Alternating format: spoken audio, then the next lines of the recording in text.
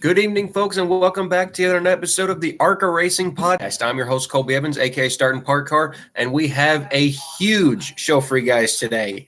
What is known in the ARCA garage as the ARCA Hell Tour has finally come and gone once again. The main series having 2 races in 3 days, and of course the West Series at Evergreen. So, like I said, it's a weekend for the ARCA fans. That's for sure.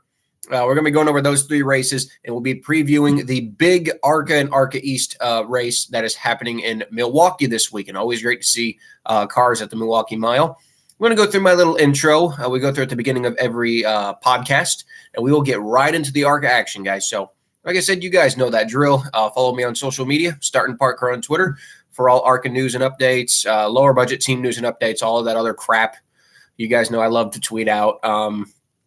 Like and subscribe to the channel. Turn on that bell for all notifications. We're hitting stagnant right now, about 1,260 subs. So let's get that number up, guys. Again, I appreciate everyone who tunes into my shows. But again, like and subscribe to the channel. Appreciate you. Turn on that bell for all notifications. You guys never miss a podcast when we go live. And of course, check out theracingexperts.com for all NASCAR media related content. I do want to start off this podcast, by the way, even though this is a racing podcast. I do want to say my condolences to the professional wrestling world. For the people who are professional wrestling fans who also watch this podcast, we've lost 2 legends the last couple of days. Terry Funk on Wednesday, and most notably Bray Wyatt. Only about an hour and a half ago was reported. So just wanted to start off the podcast by saying RIP to those 2 guys, 2 great minds in the business, and the wrestling world will not be the same without them. So I just wanted to start off this show with a little shout out to them, because those 2 guys were part of my childhood, and it's not going to be the same for them. So RIP to both, and let's get back into the ARCA thick of things. We got 3 races to cover, man. Like I said, it really is known as the ARCA Hell Tour, and it's not meant to be by design. It just so happens that the weekend in Watkins Glen falls on the exact same weekend as the second and final weekend of the Illinois State Fair. So it's like it's just a bad combination, if that makes sense. They didn't plan the schedule like this on purpose. Trust me, they don't want to. But they always have run on the last day of the Illinois State Fair, that Sunday. They've always run the last day, and then that race is followed by a concert. I believe Nelly was playing after the ARCA race, and that's kind of always been a tradition. And that date's never changed. The problem is then, when you add a race at Watkins Glen, well, then what do? You can't move that date. So you got to keep that date there. So then it turns into just a hell tour for these organizations. You talk about a series in general that's not, we've documented, it's not doing the best. We don't have a lot of full-time cars anymore. And you're literally making them spend, it's just boatloads at 2 completely different tracks nonetheless. A 2-mile fast-paced road course and then a 1-mile dirt track. So again, it's not on purpose. It's just kind of bad luck, so to say. It's just kind of bad luck. Hurricane in the chat, what kind of chassis do you think top ARCA teams? Well, remember, Venturini build their own cars. They've done that for a long time now. Gibbs uses old Cup cars, that's for sure. I do know they use some older cars for these dirt races, mainly because those chassis take a beating in these dirt races. My favorite event on the ARCA schedule, it's not my home track, surprisingly. My favorite track on the ARCA schedule is actually Winchester. Unfortunately, that track's not on the schedule anymore. It should be, but my favorite ARCA track is actually Winchester. I love that track. When I drive eventually in the ARCA series, I really hope they go back to Winchester. I'd love to run that track. But yeah, it's definitely known as the ARCA Hell Tour for the main division. So we'll start off here with Watkins Glen, a noticeably smaller field than there were here last year. And even in 2021 saw 29 cars. This year only saw 22. But it's understandable. Even when you look at the entry list from 2021 compared to 2023, lots of teams that were there don't even exist now. So it's just kind of expected. Also with the news, GMS Racing will suspend all operations. Truck Series team gone. What may have been an ARCA team is now gone for good too. So, yeah, I mean, that was kind of the more surprising news. So there'll be a lot of Ilmores available for some ARCA teams, considering the Ilmores are pretty much the exact same thing from ARCA to truck. Yeah, we had 22 cars. Some of the notable entries, we did have Bob Schatt entered, but he did not show. We are told it was unfortunately for shingles. Now, we know Bob Schatt's one of the older guys of the series, but I believe that's what we were told, is that it was shingles. And if that's the case, I really hope Bob's okay. You know, it's shingles at an old age. You know, that's kind of expected. I mean, older people tend to get shingles, so I hope Bob Schatt's doing okay. I can understand. I wouldn't want to race with that, so hope Bob is doing okay and can return to the driver's seat next year. Because more than likely, if he put the effort to put another ARCA car together, this was not a one-race deal. We'll keep seeing Bob Schatt race probably to the day he dies, which hopefully is for not for a long time. We can see Bob race well into his late 70s. But yeah, we had 22 cars. Some of the notable entries, we had Corey LaJoie driving for Jeff Spraker, Paris Wixon's team. We had Tim Richmond back with Wayne Peterson. Casey Carden this time was back with Tim Goulet, not Alex Clubb. AJ Moyer was in the 03 because Tim was in the 06. We had Chris Wright in the 15, Zach Herron, Stanton Barrett. I mean, like I said, all the characters were here. Connor Zilisch, one of the rare main series appearances without Luke Fenhouse for the 2018. But again, Connor Zilisch, an amazing driver in the Trans Am circuit. Brent Cruz, also a great driver in the Trans Am circuit as well. And Quarterman, Dale Quarterly, you know, who we all know is a great road racer, even in his early 60s. So yeah, obviously practice wasn't televised, but we followed it on the app. Everybody made a lap. Everybody made a lap except for AJ Moyer. He did. They had trouble getting the car fired. Again, Alex Clubb's really been struggling as of late with his motor problems. Lots of engine failures. I know he's got a cheap motor. He's going to be debuting a new motor at Kansas. So they kind of had to just get through this weekend. Alex had said they got a motor in the car, but it's not necessarily a motor that's, you know, great. It's not one of their best motors. It's an old motor that doesn't have a lot of horsepower left in it. This was going to be a start and park regardless. We knew that there were going to be quite a few start and parks in this race, mainly because these road course races just don't bring out the most competitive fields, sadly, but hey, it's kind of what we expect nowadays. Surprise in practice, no Jesse Love on the top. Brett Cruz and Connor Zilisch dominated practice. Connor was first by over 0.3 of a second. I mean, like I said, unbelievable by this kid. Brett Cruz was second. Jesse Love was third. William Sawalich was fourth. Chris Wright was fifth. Corey LaJoie was sixth. Notables down the line, Jake Finch for Venturini down in 15th and Christian Rose down in 16th. So definitely not the best runs for them. Frankie Muniz also down in 11th. Would have thought with his road course background that maybe he would have been a little bit better than that. Unfortunately, in qualifying, the major casualty in qualifying was Tim Richmond, blew up. So unfortunately for Tim Richmond, it's been a horrible return for Tim Richmond, really ever since the Michigan crash. Like ever since Michigan, it's just been such a downward spiral for Tim Richmond's team. And I feel bad for them because, you know, David Richmond, he's tried to get the best equipment he can, honestly, you know. But ever since the Michigan crash, just absolutely no luck. I mean, they were running top 5 at Daytona, fuel pressure issues. You know, they were running top 10 at Daytona, got crashed. Came back at Talladega, crashed again. Came back at, Mid-Ohio, battery issues after 4 laps. You know, come back here at Watkins Glen. You know, they don't even make it to the race due to an engine failure. It's like, God damn, it's like the racing world is just telling Tim Richmond to retire. I don't want that because I love Tim Richmond and I love seeing his father at the track. But, man, that blows. That really sucks for that organization. And it sucked in general because it was a full race car. So, unfortunately, we're losing a full race car. He would still get credit with points and money, but just losing that meant that at minimum now we're only going to have about 15, 16 cars that were going the full distance. The real surprise in qualifying was Corey LaJoie. Yes, Corey LaJoie, the cup ringer or the cup whacker. I don't know how you call them, but He got Jeff Spraker and Paris Wixon's first pole. Connor Zilisch was second. The first time, and you talk about this statistic, the first time since, I believe it was Chicago of 2017, that we did not see a Toyota on the front row for an ARCA race. That's a long time, guys. That is a long freaking time. 6 years without seeing a Toyota on the front row. Was seeing a Toyota on the front row in this race. Was the first one to not have one. That's surprising. But it really showed, man, that we had a shot at a different winner. Fortunately, we wouldn't get that in the end, but it looked like we were going to get one eventually. Yeah, Corey LaJoie was first. Connor Zilisch was second. Brett Cruz was third. Love was fourth. Sawallich was fifth. Chris Wright was sixth. Andres Perez de Lara was seventh. Jack Wood was eighth. Again, I didn't expect to see a lot of speed out of the Rev team.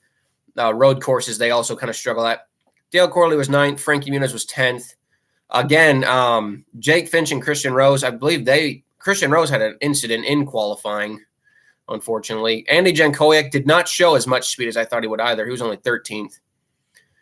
Brad was only 30 seconds off. It's actually not too bad for him. And AJ Moyer finally made one lap. The only full lap I believe AJ Moyer made the entire day. So the race started. We'll just get through the starting parks real fast. AJ ran one lap, pulled off. Brad ran one lap, pulled off. Even John Garrett, he was not expected to start in park, but it looked like he did after just 4 laps. So those were our starting parks. I just wanted to get those out of the way. Race started. Corey LaJoie got a great launch into turn 1. Got going. And honestly, it kind of looked like it was just going to be the Corey LaJoie show, that he was going to wipe the floor with these ARCA guys. And you also have to remember, though, that this was not a Spire Motorsports affiliated car like many people thought it was. It was not. This was a full car out of Jeff Spraker's shop. It's kind of cool, the story that they posted on it. By the way, Bob Pockris, 10 out of 10 job doing pit reporting for this race. He reported that the reason why this deal came together was that Jeff Spraker was restoring a 1960s Barracuda, Plymouth Barracuda for Corey LaJoie, and in return asked Corey if he would drive his 63 car at the Glen. So that was a pretty cool deal. That's kind of one of the more creative ways I've seen a deal like this come about. But this was not a Spire Motorsports affiliated entry. This was all Jeff Spraker Racing, which really goes to show you, man, Jeff Spraker, a man who's been in this business a long time, still knows what he's doing, especially with the right driver in the car. So he was leading. Brett Cruz got to second, but was quickly overtaken by the 28. It still looked like it was going to be the Corey LaJoie show. He had pulled out to about a 2-second lead. They went to the first commercial break, and by goddamn, right after the first commercial break, not only did we have a lead change, the 28 was just full sail miles ahead. Passed on lap 6, and the lead would not change until, like I said, pretty much the end of the race. I mean, the 28, absolute class of the field. 28 was absolute class of the field. It was almost shocking because I didn't expect to see that much speed. Again, I was not familiar with Connor Zilisch myself. I was not familiar with him. I was not familiar with his background. I just kind of looked him up and I'm like, oh, he's a Trans Am guy, so he knows what he's doing. He's not some dumb rookie. He actually knows what he's doing. This kid is successful. He's good in Trans Am, and he could really show us something in this race. But I did not expect this much. Like, holy crap, this kid. You talk about, auditioning for, truck teams, Xfinity teams, and Cup teams who, like I said, they watch these ARCA races. Some of their representatives watch these ARCA races to look out for future talent. Holy crap, did this kid do the job right. During this green flag run, it was only a couple laps later we had our first caution of the race, unfortunately for Parker Retzloff, and an off weekend for Youngs. They decided to come out and run the ARCA race with Parker Retzloff to get some extra experience for the Xfinity race, and it would only last 11 laps. Appeared to be a mechanical issue. Not sure if it was an engine failure. It looked like more of a rear gear had caught on fire.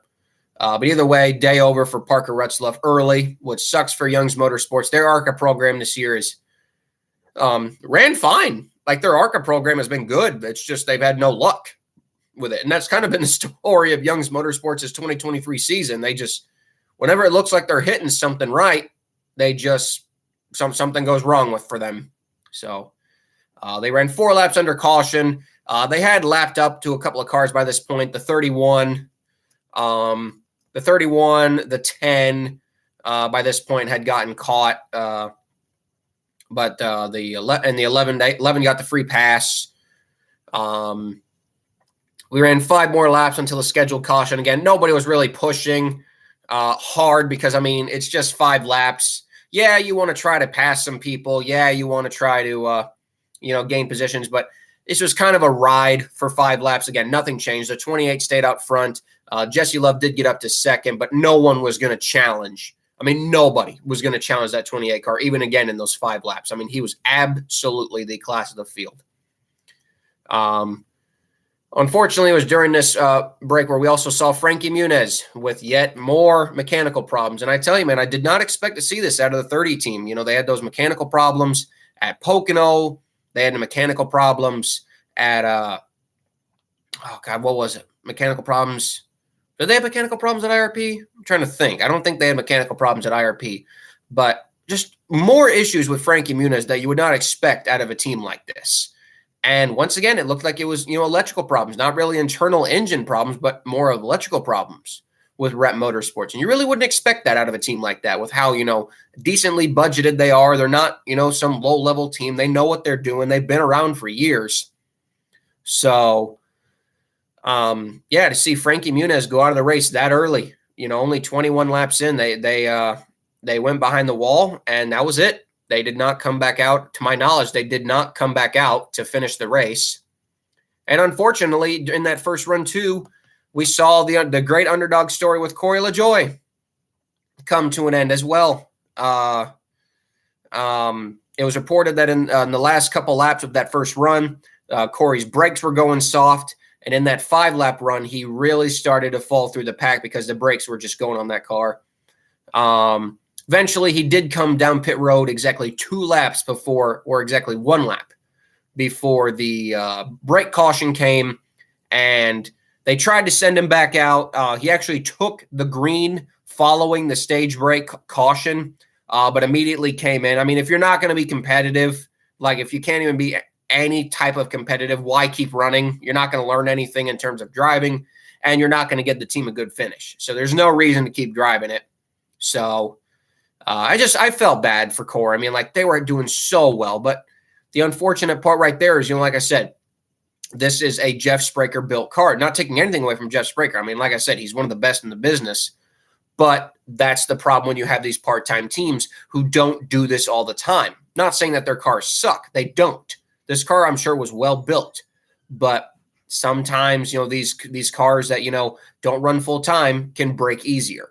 And that might be the case here with the 63 team. So, yeah, we lost quite a few cars during this time. We lost the 31. Not sure if that was a planned pull-off or not. The 31 ran 21 laps, pulled off. Literally, all 3 cars pulled off 1 lap after each other. The 31 pulled off due to a transmission.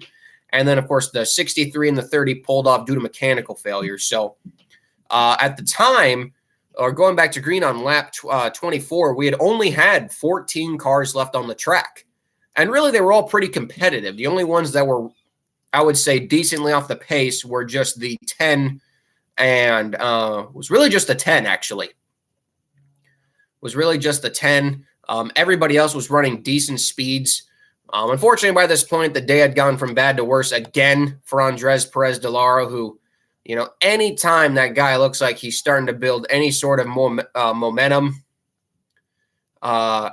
something goes wrong for him. I really don't know why Perez has this much bad luck.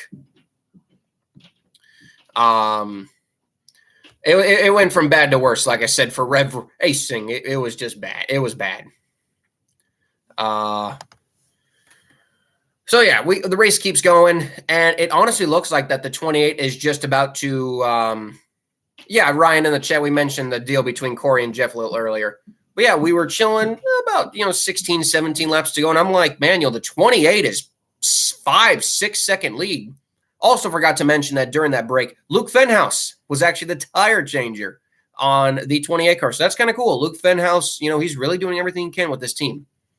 So that was kind of cool to see Luke Fenhouse still there. And the 28, he's just walking away with it. Brett Cruz is second. Jesse Love is third. They have no shot to catch him. Venturini was beat in this race, 100% beaten. They were not going to catch the 28 car unless something happened. Nobody else had any chance for the Venturini cars either. Dale Quarterly was running top 5. Swalitz was running top 5, but they did not have race-winning speed. So they didn't have a chance at catching them. It was either going to be Venturini again, or it was going to be the 28 team. And then we had our change at the moment with about 14 laps to go. We had noticed some drop-off in Connor's times. And then TV finally showed it that the car was broken. They said on TV the 28 was broken, and we saw going into one of the second-to-last turns that the sway bar had broke. Now, which side was it? The right side sway bar? Was it the right side or the left side? Can anyone fill me in? I want to say it was the right side. I don't exactly remember from the podcast. Again, left side. Okay. Again, this race was almost a week ago, so I don't remember everything. Oh, we have someone saying left, someone saying right. Dang it, guys, in the chat, you're supposed to help me. Either way, it was one of the sway bars in the front. We'll just put it like that. And I'm like, oh, God, this is – the 28 is going to get eaten up. The 28 is going to get eaten up. Here we go. Venturini is going to luck into another one. And then I would say the coolest moment of the race happens.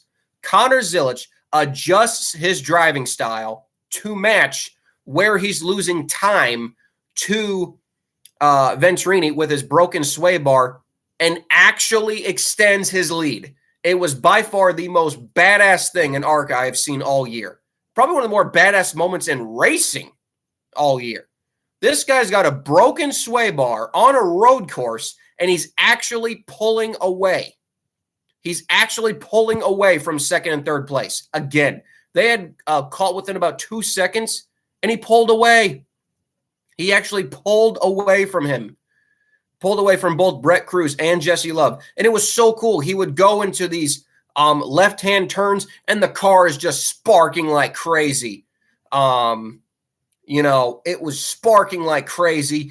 You thought this car was about to fall apart. And he's leading the damn race. By far one of the coolest things I've ever seen. A star-making performance. And I even tweeted out saying, win or lose this race, Connor Zilisch has put his name on the map.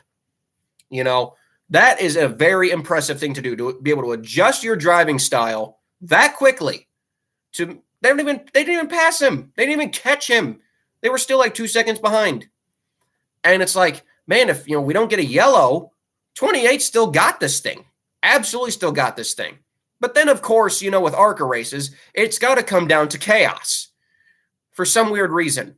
And this chaos wasn't even ARCA's fault, unfortunately.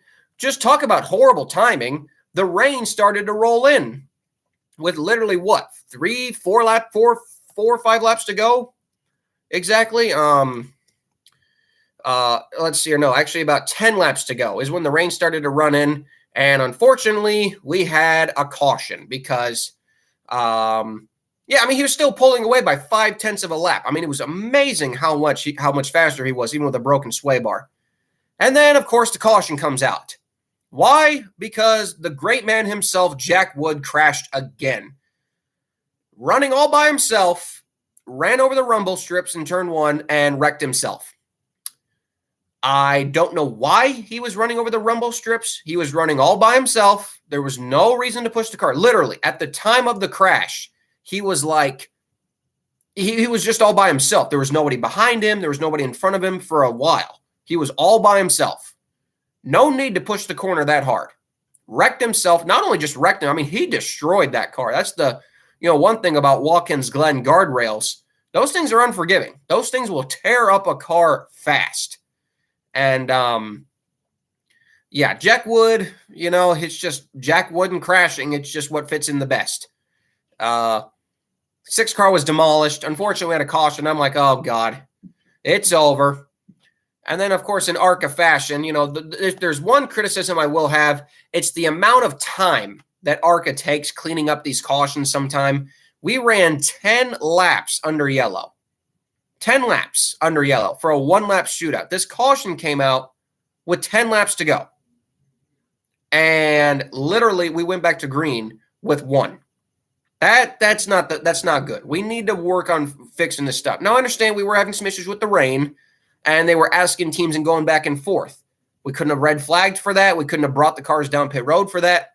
Why do we have to do this all in one lap? The one thing I also hate for the ARCA teams, and this was kind of a story at the beginning of the show, was that rain was in the area before the ARCA race. Some teams were going to start the race on wet weather tires. But by the time that they even started doing pace laps, teams realized, okay, yeah, this track's going to dry out very, very fast. Let's not even start the race on wets. Let's go to dries. So many of the teams had already pre-bought the wet weather tires. Not many teams actually had to go out and buy a set. Most the cars that were running the whole race had a set of wet weather tires ready. So it's not like any extra teams were buying any extra tires. So they're taking all this time to mention stuff. The rain's only getting heavier, and, they make the call instead of, ending the race under yellow, which I maybe thought they should have done. They say we're going to go for it. We're going to give them a restart. You guys can come down and take tires if you want. However, the thing is that you were going to lose position. This was not a scheduled caution where you were going to keep your position on track. You were going to lose your position, have you come down pit road. So almost everybody came down except for 2 guys, Chris Wright and Stanton Barrett. God bless those guys' balls. I crap on Chris Wright a lot, but he's got balls. Same thing with Stanton Barrett. Going down to turn 1 at Watkins Glen on complete slicks. That's badass. That takes balls, considering how fast you're going on a wet track. Everybody else took tires, and yeah, it was just all I can say was just, yeah. They took the green-white. I will say this, for a wet track, Barrett and Wright actually got a pretty decent restart. Wright actually looked like he could do something, but the moment he went into turn 1, the 28 immediately passed him because, the 15's got no braking power. The 32 of Christian Rose about junks it. The 73 about junks it. The 28 gets ahead. The 28 gets ahead. Now the 25 of Brent Cruz gets to second. And this is the part that made me a little upset. The 25 is way ahead of the 20 at this point. And going down the bus stop backstretch, Brent Cruz, who's this road racing vet, just lets the 20 car go by like nothing. That's the part that made me a little skeptical right here. This is the last lap. And to see the 25 just give up second place that easily. Coming out of the S's, the 25 had a 3-car length lead over the 20. And by the end of the bus stop, he was right there. I don't know. I don't know what was that team orders. We don't know what it's been. We've accused Venturini of this before. I'm not 100% accusing them. We've seen some people call him out online. But it looked a little too suspicious to me. The 25, he's a road racing ace, which is weird because he's so young. Brent Cruz is so young, but yet he really knows his road racing skills. And he's raced in the rain before, so it's not like he doesn't know what he's doing. Brent Cruz has got more rain racing experience than Jesse Love. So you'd think he know what he's doing. But yet in this clip, and yet on the last lap, he looks like he's got no idea what he's doing. And then all of a sudden, right when the 20 passes him, he manages to keep up with him. It's like, okay, come on. What are we doing here? The 20 car, you can clearly tell the 25 is faster, but he's not passing the 20. Coming out of the carousel, 25 had a better run. He didn't do anything with it. So we come out of the bus stop. The 28's still sparking like crazy. He's giving it all he's got because, again, he's got a broken freaking sway bar. So he can't corner as good. Car's rolling over. Here comes Jesse Love. He's driving like an absolute maniac. Like absolute freaking maniac. The 25 is right on his bumper, but we know he's not going to pass him. The 28 backs up the last couple corners because, again, he's got a broken sway bar. You're on wet tires. The 20 just absolutely overcooks both corners, and he just gets behind him and just flat out moves him out of the way. He moves him out of the way. We come down to the front stretch. Connor Zilisch, nothing he can do, and Jesse Love wins again. So, was it dirty? No. I mean, it's just one of those classic bump and runs. We can't get mad at it. We can't get mad at it. Is it frustrating to see Jesse Love win again? Yes. Just because we've seen him win so much this year. And it would have been nice to see Connor Zilisch get a win. It's racing. It does suck because if you watch the last lap again, I mean, my problem is he gave the 28 no shot. He gave the 28 no shot at making the last corner. There was no chance Connor was making that last corner. Maybe that's my only problem with it because, you should at least give him a chance to fight back, and he didn't. The 20 made sure that the 28 could not fight back. The fact that the 28 still hung on for second was good enough. And Connor wasn't mad. He gave a very professional interview after the race. But I will say, if you look at photos of that car, I mean, it wasn't just a slight bump. He bent that rear bumper. It was a hit, flat out hit. But I'm not going to say it was dirty. It was just another bump and run move. Could the 25 have let the 20 by? We'll never know. But it definitely looked like that. That's why you enter extra cars sometimes in these races. We can never accuse 100% until we know all the facts. And if we never know all the facts, I'm not going to accuse him of it. So, but you guys can call it how it is. If you guys thought Venturini did that, then, that's your call. But I'm just going to say for now, maybe Brett Cruz just, lost talent there. The race was great. Overall, I thought this was probably one of the better races of the year. I would say third best race of the year, in my personal opinion, for ARCA this year. Very, very fun race. I saw a lot of people saying online, like, the 28 backed up the corner too early. Well, he had a broken sway bar. What do you expect him to do? He had a broken sway bar. He was on wet tires that has no laps on them. I mean, these wet tires were fresh. They probably still had the sticker on them. I mean, what do you expect him to do? Like, well, he backed up the corner too much. Okay, what else would he have done? Just fly into the final turn? He's got a broken sway bar. The car's going to roll over, and he's on fresh, wet weather tires. What could he have done there? I mean, the 28 was a flat-out sitting duck. And then, of course, there was Jamie Little, again, and I love Jamie Little, one of the best, the best female pit reporter I have ever seen. I loved her on ESPN, but please, she just can't do it in the booth. And I mean that in the nicest possible. I really do. No disrespect. Okay. And I seriously mean that with no disrespect. But this is not the first time where she has botched the finishing call. And she botched the call. The thinking that the finish line, like I said, Ryan in the chat, thinking the finish line was the restart zone. It's like, come on. And this is my opinion. It's a product of not doing the race at the track. They do it on monitors. So it's harder for them to tell. Of course, so that's just Fox being cheap in a way. But again, no disrespect to Jamie Little. In my personal opinion, my favorite ESPN reporter, next to Dr. Jerry Punch, she was my favorite ESPN reporter, a great pit reporter. Like I said, the best women's pit reporter of all time. But she just can't do it in the commentary booth. She just can't. Trevor Bain and Phil Parsons, my opinion, would have been better by themselves. I'm not trying to be rude by saying that. I think it's a fair call. She's been in the booth now for almost 2 full years.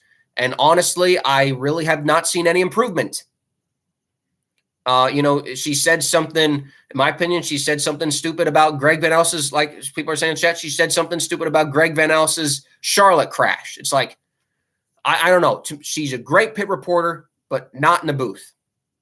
So hopefully we see a change there. And she's not doing any better in trucks. It's an honest opinion. It's not being rude. It's an honest opinion. But yeah, Jesse Love gets the win. I believe that was his 7th of the year. 7 wins now for Jesse Love. Connor Connor Zilisch finishes second. Great performance by him. I mean, some people were bashing me for saying that the real winner, I said that the real winner was the 28 car, and people were like, oh, shut up. And I'm like, come on, guys. The negativity, and I will say this, some of the negativity that I get, guys, is so ridiculous. I just support this series that I love. This was the very first racing series I ever watched. My grandfather got me introduced to ARCA, and then 1 week later, I watched my first NASCAR race. That's how it worked for me. My grandfather got me introduced to racing through ARCA, and then the next weekend, I watched my first Cup race with my dad. So when I say that ARCA means a lot to me, it's because it was my very first racing series.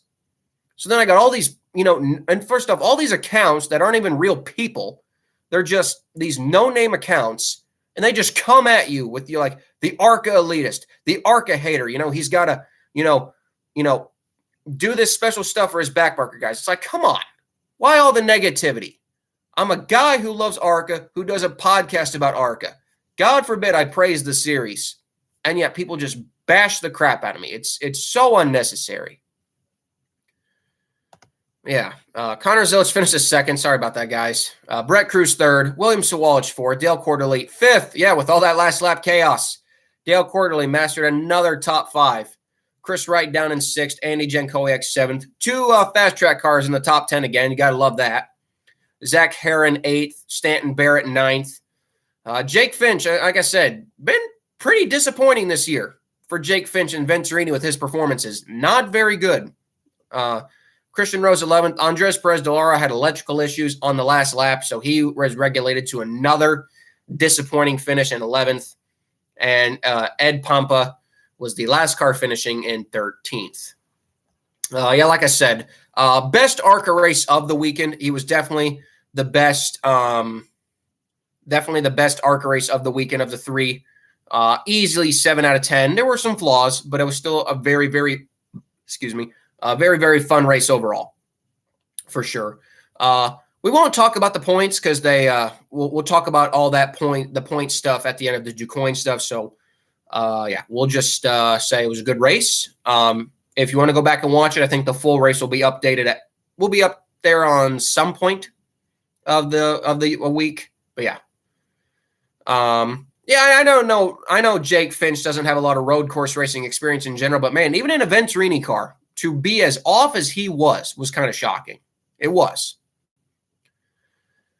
So we move on to the next ARCA race. Again, we're going to do these in order of how they happened. We had the ARCA West Series. Now, they were all the way out in Evergreen with the Napa Auto Parts 150. At this point, we should just call it the Napa West Series. I mean, they've literally sponsored every damn ARCA West race this year. It's kind of funny. They sponsored literally every damn race, I think all but one. If they haven't been sponsoring the race, they're presented by Napa. We had 16 cars on the initial entry list. Unfortunately, Nick Jonides in the 77 Joe Nava team withdrew due to sponsorship woes. The sponsor backed out at the last second. So we only had 15 cars. And yeah, I tell you, man, the West Series, the real world issues have they've really affected the West Series, man, in terms of parts, financially being able to run a team. It's pretty bad over there. Bobby Hillis, he's been bitten by that bug. The Burgess Racing team, they had to sell off their equipment. We lost a lot of cars in the last couple weeks. Pedroncelli, he's done. The unfortunate part is we have lost a lot of cars in the West Series, and we're really only stuck to the basic 15 cars.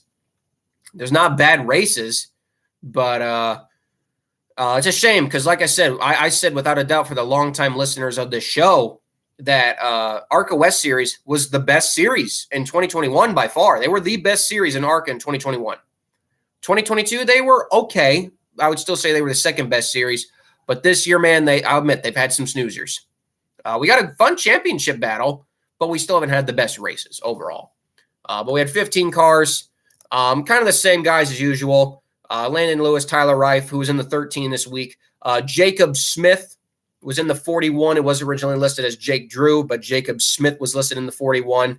Once again, the 41 car shows up with speed. Unfortunately, they couldn't show it up in the race. Bill McAnally entered in 2 cars.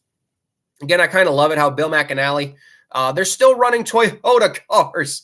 Like there's no Toyota decals on it, but the 19 car that Eric Johnson Jr. ran this weekend for Bill McAnally was actually a Toyota body. So that's kind of funny that they're still using Toyota bodies, even though they have transferred to Chevrolet 2 years ago. So yeah, the 15 cars, Evergreen, cute little short track on Monroe, Washington. It's a very, very fun short track. Field was pretty close. Top 10 were only separated by about 0.8 of a second, which is pretty close when you consider how 0.625 short track. David Smith, he's 73 years old. He's just out there having a fun time. Part owner of Shockwave. So he's just out there having a good time. He's just one of the slower guys. He's like the Peterson, Hillenberg, Smith of the West Series. Landon Lewis was fastest in practice. Sean Hingorani, they don't usually do the best in practice. They kind of wait till qualifying to really show their muscle. But in qualifying, we had an upset. Tyler Reif won the pole.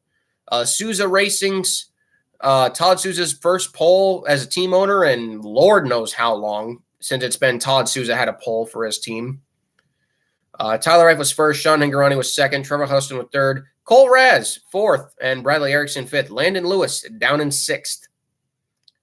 So the race got underway, and I will say not much happened. I watched the race, guys, and I will be honest with you, there really wasn't much to this race.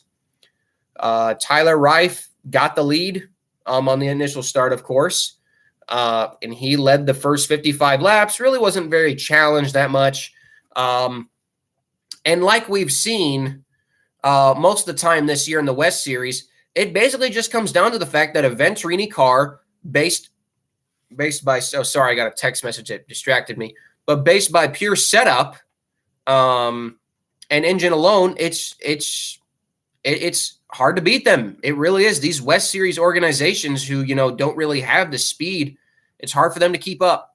And while they might be good on the short runs, that Venturini car, man, it's the same thing that happened at Shasta. It was those long runs that really are where the Venturini car takes the advantage. And on lap 55, we had a lead change. Sean Hingorani took the lead. And like I said, the other thing is that with 15 cars, even on a half-mile track, they're still going to get separated by quite a bit. So you even had the slow guys like David Smith, Takuma Koga, Eric Johnson Jr., Todd Souza, Jacob Smith. They're not slow, but it's just they're also spread out like nothing really is happening. You got the top 5 cars who are kind of all together, but they're just, again, they're not doing much. Not much is happening. And I hate to say that. I really do, because I love the West Series. The West Series is its own separate entity from the main division. It's special. I think the West Series is highly underappreciated. We had the race break at lap 76, of course, the halfway break. Everybody got going again. Bradley Erickson was back on the lead lap. 2 laps later, we had our first big moment of the race. Really the only moment of the race, I should say. The 16 of Tanner Reif appeared to have a tire go down in turn 1. And remember, Evergreen does not have safer barriers, so it was a really heavy hit. The concrete wall took a beating. To the 16 car. Rough weekend for McAnally, man. The 19 car was a joke of how slow it was. Bill McAnally's car should not be that slow. And the 16 overall has not been very good this season as well. So, rough weekend for Bill McAnally's team. If you want to say something sad, it is the Bill McAnally ARCA team. These guys were the dominant heads of the West Series for so many years. Going back to the Cannon era, going back to the Camping World West Series era, going back to the Busch Northwest era. These guys the Busch West or the Winston West Series era. I'm sorry, Winston West Series era. I got my eras mixed up. McAnally's team was always hard to beat. And I have no idea what's happened to them this year, but they have been garbage. Last year they weren't good. This year they're not good. I don't know what's happened to them. I know the truck team has probably taken a lot of the funding, but man, did not think it would hurt the West organization this bad.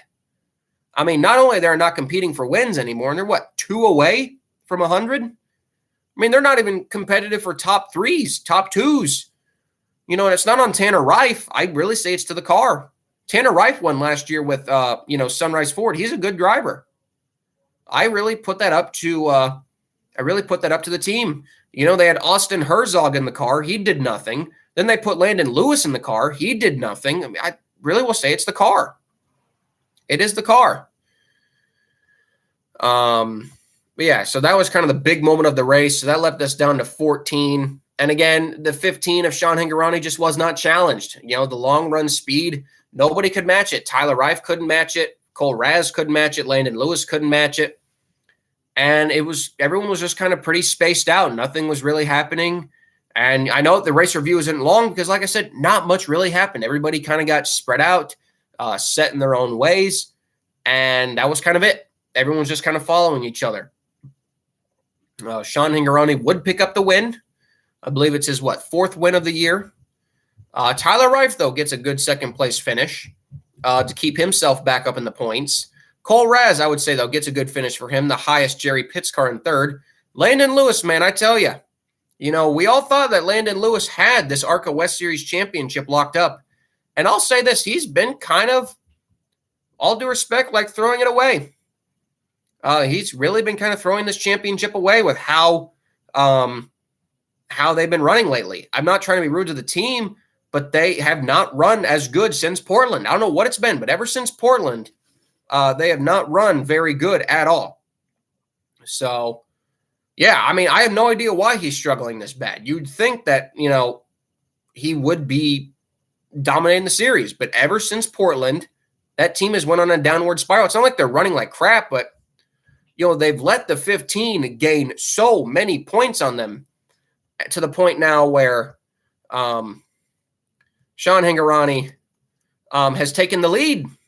I mean, like I said, at one point, Landon Lewis had over a 20-point lead over Sean Hingorani. That's how big of a lead he had, 20 points. When you think, only having, 15, 16 car fields? I mean, you would have thought that Landon Lewis was going to be the champion right there. I like Landon Lewis. He's a good kid. But, he had over a 20-point lead. I thought he was going to be the champion. I thought this was going to be a walk-away championship for him. But no, he's literally, ever since Portland, it's been a downward spiral for them. And I hate that for them because, they got that big win. They got that big win, and it's just been downhill ever since. Ever since for him. So, Sean Hingorani won. Like I said, dominated the race. Like I said, Trevor Huddleston's sixth. Kyle Keller, good to see him get a good run in 7. Jacob Smith, again, the ashes of Loudon Jackson. They're not doing very good right now financially. Bradley Erickson, not a good run for them, 9th place. I don't know what's happened to Naki Kluwer's team, but they have severely diminished their competitive level. I don't know what Todd Souza's doing.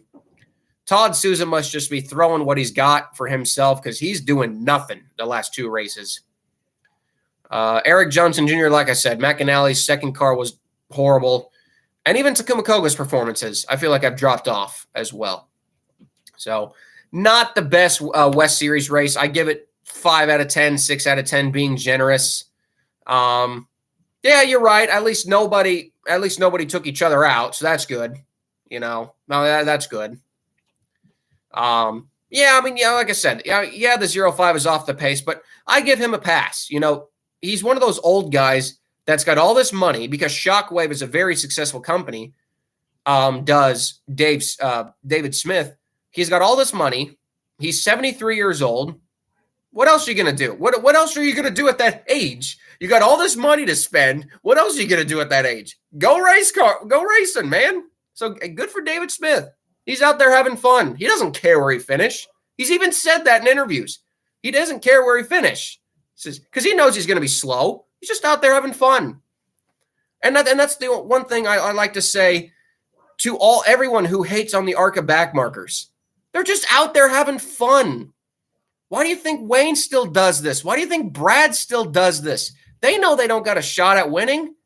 They do it because they love it. It's fun for them. Like Dale Shear. They do it because it's fun for them. And what's not fun about strapping behind the wheel of a 500, 600 horsepower,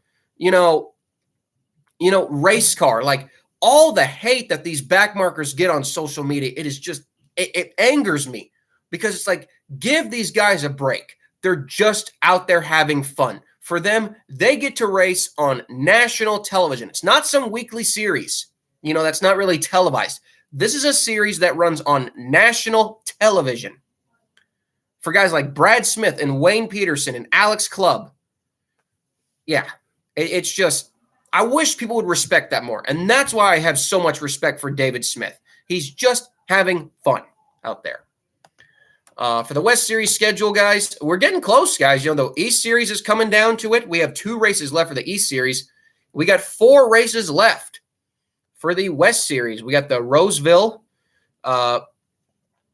which is one of the smaller short tracks on the circuit. That's not for over a month. The Las Vegas Bull Ring, Madera, looking forward to that one. And, of course, the big finale race at Phoenix, which will probably once again have over 35 cars. So, Hurricane, if you are going to Roseville, you're in charge of photos, and you're in charge of getting race information for us. So, I'm putting you on the spot when we do our review for Roseville. This was not the best ARCA West race, and that's okay. You're not going to have, not all races are going to be great, and it's okay to admit when one's bad. Sean Hingorani picks up another one. Venturini is 2 for 2. The point standings are as this. Like we said, guys, I mean, Sean Hingorani is now taking over the points lead. He was at 1 point, 23 points behind Landon Lewis, and he's taking over the points lead. Trevor Huddleston at this point is too far back. Same with Tyler Reif. Tyler Reif still has a shot at 3rd. But Landon Lewis and Sean Hingorani now are your battle for the Drivers' Championship. 1 point. Can the 17 team recover, man? At this point, there's no going back. You got to perform. Got to perform if you're the 17 team. Can't let that 15 keep going. So that was Evergreen. We'll look forward to seeing that track on next year's schedule. And now we get into the last race. The General Tire. Oh, not the General Tire. God, I'm getting my names. The Dutch Boy 100 at the Illinois State Fairgrounds. The final race of the ARCA Hell Tour. We had 18 cars, 3 down from last year. Again, that was expected because of the lack of teams that shut down from last year. The notable entries for this race, we had Dallas Freeway, dirt racer in the 12. Tim Monroe, dirt racer in the 11. Brayton Laster, good to see him in the 31. He was doing his sponsorship sticker deal. Kelly Kovsky in the Allgaier car. Brett Cruz was back again. Taylor Raymer from the sprint midget world was in the 15. Dale Quarterly driving Ryan Unzinger's car was in his own 4 car. Sean Core randomly came back. A lot of fun stuff here. Ken Schrader as well, driving for Andy. This race, though, I will say, again, for the people who say I'm never negative and I'll ARCA as the best races, I will say this. This was not necessarily oh, man, I told Dale to come on here tonight, but he said he suffocated in his garage in that heat today. Well, man, hey, Dale Shear, get well soon, my friend. That sucks to hear. But yeah, the Dutch Boy 100, I will say this was not one of the better ARCA races, especially on the dirt. I don't blame the teams for this. I don't blame the series for this. It's a whole number of factors that really make this race what it was. A lot of the starting parks too. We knew that the 48 was going to be starting parking. We knew the 12 would be a starting park. Tim Monroe, he'll sometime run Springfield. Usually he runs DuQuoin. So I kind of figured that Tim would start and park this one. Tim will have an in-car camera at DuQuoin, so that'll be kind of cool. We knew I figured AJ Moyer would also start and park this one since he's not a dirt racer. So those guys got off early. Alex Clubb. We'll get to Alex Clubb in a second because he actually had Alex Clubb had one of the funnier moments of the race that I need to talk about. So we got to the race. We got all the starting parks out of the way. Jesse Love Figured that Jesse Love was going to be another winner again. He had the gear wrench car this week other than the JBL car. Brett Cruz was on the pole. So that was kind of cool to see Brett with little road race, with little dirt experience on the pole. Sean Corr qualified second, his best qualifying run in 10 years. Definitely the cars that went out early in qualifying had the advantage for sure. Sean Corr quickly fell through the field. It was kind of one of those miracle qualifying runs that did nothing. Fortunately, Sean Corr, he would blow up. He was the first caution in the race, 31 laps in. Jesse Love, Brett Cruz had led the first 17 laps. Jesse Love had led the other 36. Again, we're going to kind of breeze by here, guys. Like I said, not much happened here. By this point, even just 15 laps in, we had lost so many cars. We were only down to 13. The 32 of Christian Rose was in and out of the garage due to mechanical problems. The 4 of Dale Quarterly, he actually hit the wall on lap 63, damaged his car pretty bad. He had a great time, though, he said. Brayton Laster, he was on and off pit road all day due to mechanical problems.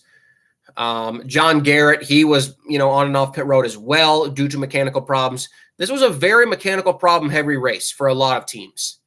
And it makes sense. Like I said, these cars, they're on the lesser end of good funding, and it makes sense that a lot of these cars are going to break. So we actually ended up having 8 cars really run the whole distance without breaking down, which says a lot. Taylor Raymer, I will say this, I did expect more out of her. She only was 8th, but she was the last car running pretty much, in reality, was running. I mean, yeah, we had last year in club finish, but they were laps behind. I will say definitely I was disappointed with Taylor's performance in the 15. I'm not sure if she had an issue with the car, but man, for her only running how she did, she went 2 laps down in that last run to Brent Cruz, her teammate, who also had very little experience under her. She had more experience than him, and she was over 2 seconds a lap slower than him. So I will say I did expect more out of Taylor. Not discrediting her, just saying I expected more out of that 15 car. I will say this, though. Buzzballs, perfect sponsor for the ARCA series. Loved the car. 10 out of 10 race car. I'll say this, looks-wise. But yeah, Frankie Muniz, he finished 7th. Ken Schrader, he finished 6th. William Sawalich actually had a mechanical problem on the last lap, which costed him 3rd place, which again, going back to what we said at the Glen, going back to what we said in this race, the 18 team, man, they're going after that Owners Championship. They're trying to go for what? 4 in a row for the Owners Championship. They might not get it this year. But yeah, Brent Cruz, he won the race by a blistering 20 seconds. I think that's a record for a dirt race. 20-second lead over Andres Perez de Lara. Jesse Love was 3rd. Kelly Kovsky gets a 4th place finish, so good for him. William Sawalich was 5th. Ken Schrader 6th. Like I said, Frankie Muniz 7th. Taylor Raymer 8th. John Garrett 9th. Brayton Laster gets a top 10 finish. That was cool for him. Dale Quarterly, Christian Rose, Sean Corr, Tim Monroe. Alex Clubb, who ran 4 laps in the beginning of the race, looked like his day was over after 4 laps, okay? Alex Clubb, apparently we thought it was a starting park. They were working on the car the entire race, had 2 crew members pass out. Alex Clubb got back on track with 10 laps to go to finish, 85 laps down. I love this series, dude. That is awesome. Alex Clubb finishing the race 85 laps down. You got to love it. I mean, come on. I know people will make a joke out of that, but like the will to compete, man, the will to compete, the will to finish. How can you not respect that? Like some people will look at that and say, why? And I'm like, the will to compete is just so fun. I can't be rude at that. I can't call that negative. That was funny. And he actually passed some cars. Alex was in last. He actually knocked Brad down to last place, so a rare last place finish for Brad Smith. Very rare last place finish from him. You rarely see Brad actually finish last, even when he's starting parks. Usually he'll outlast someone. But this was a rare last place finish for Brad. It didn't really matter. He was going to get the same amount of money nonetheless. But yeah, Alex actually got credited with finishing the race in 15th. He passed 3 cars. So that was probably the funniest moment of the whole race. But overall, I will say, though, this was one of the weaker races of the year. I would put not the worst race of the year. No, I would say Berlin was probably the worst race of the year. And even then, that wasn't horrible. It really wasn't good. Even the finish at the end was not very good. Yeah, I know Jesse had the mechanical problems, so Zilisch took advantage, but I don't know. This, in my opinion, this definitely was one of the weaker races of the year. It is what it is. It is what it is. But yeah, I don't give this race, 5 out of 10? Probably a 5 out of 10 at best. And that's being honest. That really is being honest. I love the Springfield dirt track. We just need a bigger field. That's all I can really say. It's not a bad race. It's not a bad track. We just need more cars. And unfortunately, it's tough asking right now with the way that the series is today. It's a lot to ask, but it wasn't good. Not every ARCA race is good. We've established that in this show. So yeah, the point standings, the main series standings. Obviously, again, Jesse Love, just like I said, let's give him the championship at this point. We know he's going to win the championship. Despite, how competitive he is, it's still been a very impressive year. 8 wins. I guess it was his 8th win of the year. Forgot about it. I guess it was his 8th win. Oh, I thought he had only had 1. I thought he only had 7. But yeah, Jesse Love, championship leader. The all-important Owners Championship right now is the real battle to watch, but is it really a battle at this point? They haven't really updated the Owners title in the last 2 races. Dang it, man, Racing Reference has really gone downhill. So coming into this weekend, the Owners Championship battle was 17 points. Okay, so let's see here. RacingReference.info. RacingReference.info is not good anymore. I hate saying that. So let's do some math here. We're going to do math here right on the spot, so stay with me, guys. So coming into this weekend, the 20 car had 612. So if we take what he got for this race, so he got 612 plus 47. That's 659. So you take 659 plus what he got here at the dirt race. That's 659 plus 42. So you take the 2. That's 661. That's 701. Okay, so the 20 car has 701 owner points right now. So remember that, 701. Again, we're doing this all right here on the spot, guys. So again, stay with me. So we got 595 for the 18, okay? So at Watkins Glen, 595 plus 39. Did they also get 39? So they got 39 and 40. So they got 79 points over the weekend. So you take what? 79, take 5, 74. So that's 674 to 701. Yeah, and I just did all that math right on the spot for you guys. So 674 to 701. That's a big gap, guys. That's 27 points. And with only 2 races, with only 6 races to go? Is that all we have left in the ARCA season? That's not easy for the 18 team to make up. And we know that, where the real money in ARCA is that Owners Championship. So for the 18 team to not even be in contention right now for the Owners Championship is quite shocking. It really is, because that's where the money comes from with ARCA, is that Owners Championship. So, yeah, that is really shocking to see that the 18 team is that. I didn't think they were that far behind. But since they finished behind the 20 in both races, you knew they were going to lose ground. 27 points, man, that's a lot to make up.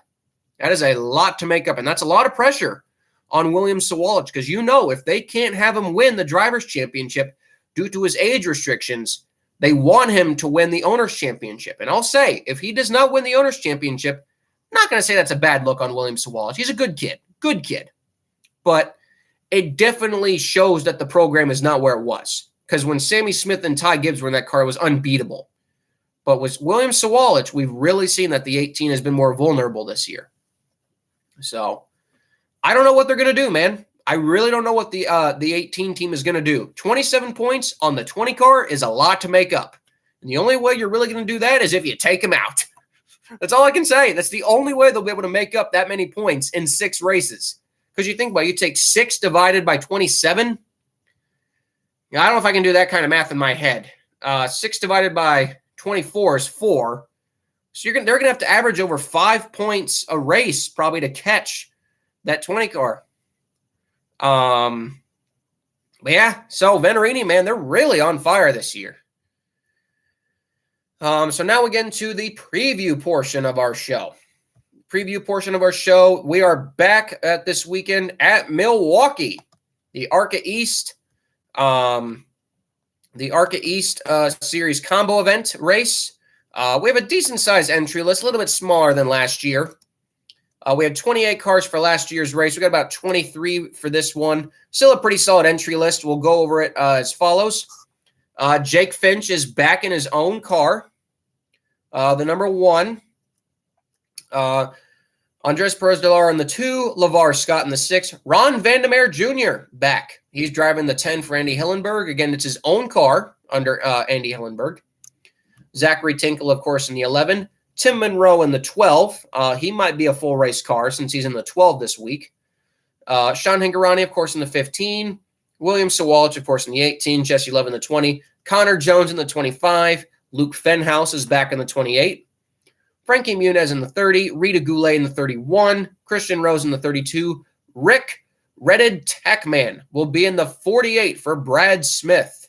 Rick Tackman Jr., a former crew member for Wayne Hickson. His son, Rick, will be making his debut for Brad Smith Motorsports. Gus Dean will be in the 55 for Venturini. John Garrett will be in the 66. Brad Smith will be in the 69 for Kimmel Racing. It'll be his own car, his own Ford with the number 69 on it. Grant Enfinger from the Truck Series will be racing for Cody Robar's 97 team. Dale Shear, of course, in the 98. Dallas Fruway will be in the 01. Alex Clubb in the 03. And, of course, AJ Moyer in the 06. So a pretty solid field overall. I do want to say it's kind of cool to see Brad running 2 cars again. Not sure they might be why is Brad messing with the 69? Mainly because the 69 is going after the top 20 bonus, and the top 20 ARCA owners, they get a bonus at the end of the year. And I got to believe that's what the 69 is after. They're after the bonus in East and West. The top 15 in the East Series get a bonus, and the top 20 in the top 20 in the main division get a bonus as well. So I got to believe that is what the 69 team is after. Again, because right now they're on the bubble. They're on the bubble in terms of owner points right now coming out of that race. The 69 is ahead of the 73 still by quite a bit. And the 69 has also overtaken the 35 and will take over the 45 eventually as well. So I think the 69 team, they're just trying to lock themselves in. So yeah, that'll be fun to see Brad in a different car number. Really unusual to see him in a non-48 car.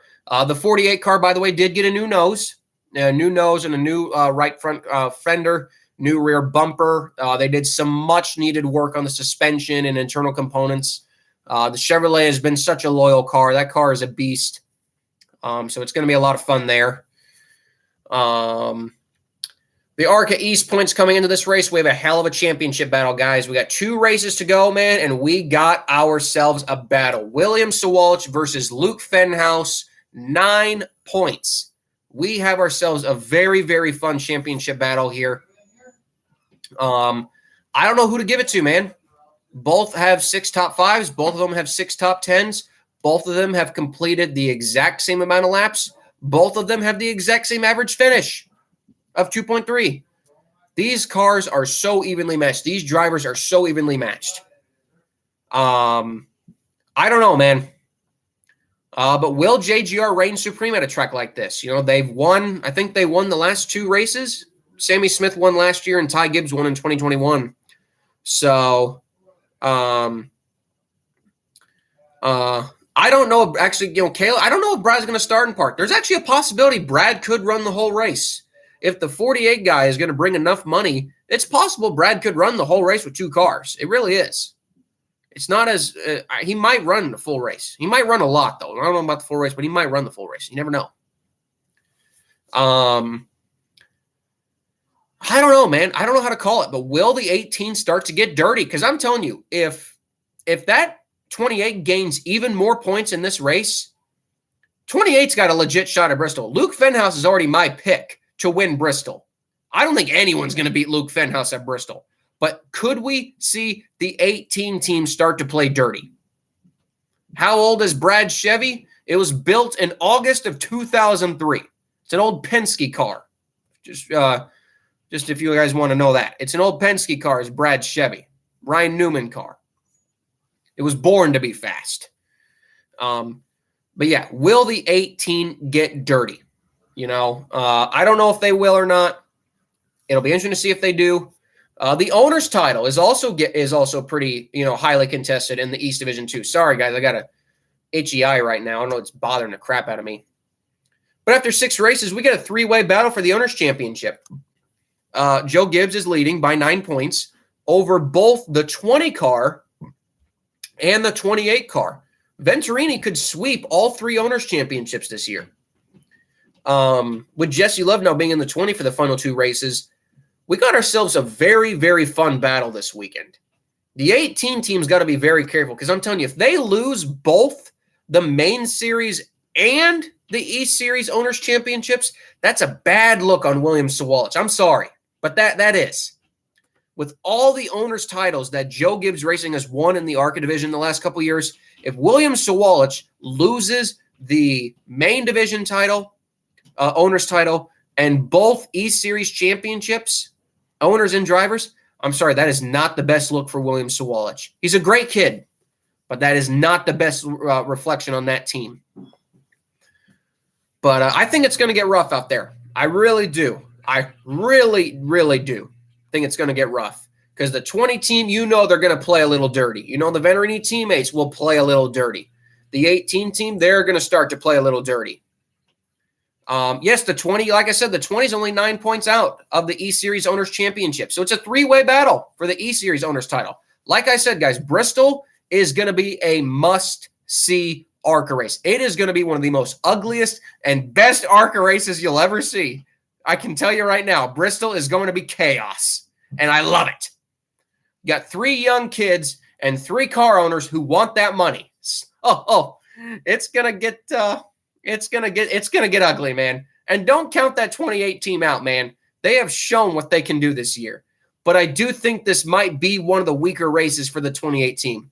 The 18 team and the 20 team have shown their dominance over this track. I hope the 28 can be up there with him. If he can at least finish top 5 and not lose too many points, you know, maybe we can still have a shot. But I tell you, man, it's going to be fun. It's going to be a fun race. You know, Luke Fenhouse, Shane Huffman, they know how to do these tire tracks that really take a lot of the car.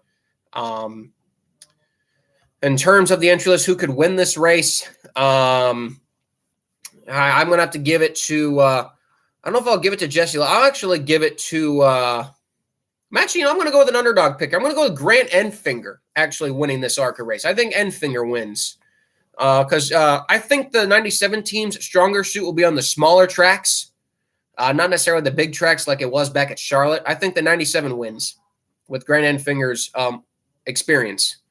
My underdog pick will go with Luke Fenhouse.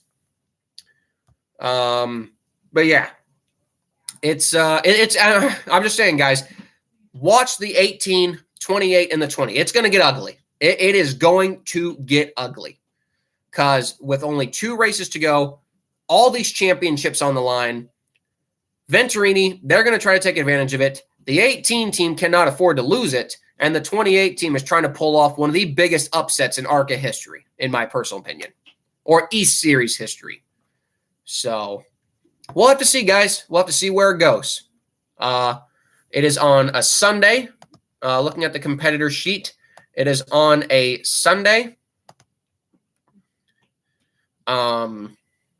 Sunday, 1 p.m. Eastern, 12 p.m. Central Time. So early race because, again, they're running with the truck race. First place is $10,000 with all contingency awards. First place is $18,000. Last place, 23rd, is $1,450. So, again, about your average purse. Like I said, guys, make sure you tune into it. It's going to be a very, very fun race. My pick is Enfinger. Underdog sleeper pick is Fenhouse. The East Series Championship is lighting up. The main series Owners Championship starting to get away from the 18 team. Guys, you do not want to miss any ARCA races for the end of the year. This is the part of the season where it starts to get interesting and it can start to get ugly. Because with the main division, guys, for the rest of the season, we have, after Milwaukee, we got the other dirt race in DuQuoin. Then we got the big track in Kansas. Then we got 3 short tracks to end it all. Bristol, Salem, and Toledo. So it's going to be a fun rest of the year. I hope you guys are all here to join me along with it. So, boy, we have been here for 76 minutes. You guys are all a bunch of troopers. Again, this is the Hell Tour episode because we have so many races to cover. But, yeah, guys, lots of stuff up for grabs. Can't wait to join you all here with the review. I can't wait to watch it live with the rest of y'all. It's going to be fun to watch. So, till next time, guys, all I can say is thank you again for being so loyal to me, for the people who have really been with this show for a long time. And for all the new viewers, hope you enjoyed the show. This is what we do every week. We talk about ARCA, for better or for worse. We try to be as honest as we can on this podcast. And yeah, we'll see you all next week with Backmarker Battles and the ARC Racing Podcast. Tuesday and Thursday, live at 7 p.m. right here on this channel, guys. So I'm going to get out of here because I got to go to bed early for work tomorrow, and I'll catch you all next week. Enjoy the racing weekend. Enjoy Daytona. Enjoy Milwaukee. I'm sure we all will. And, yeah, good luck to all ARCA teams at Milwaukee this weekend. Colby Evans, Start and Park Car, signing off. Again, don't forget to like and subscribe and like the video. Goodbye, guys.